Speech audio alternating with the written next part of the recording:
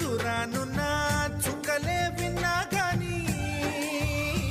కదిలించలేదా కాస్త కూడా నీ మనసుని పరదాలు దాటి ఒక్కసారి పలకరించవేమి అందరినీ ఇలా వెంటపడి అడగాల సరదాగా నువ్వే ఎదురైతే సరిపోదా నిద్రపోతున్న రాత్రి నడిగా గుడికి చేరిన గువ్వల నడిగా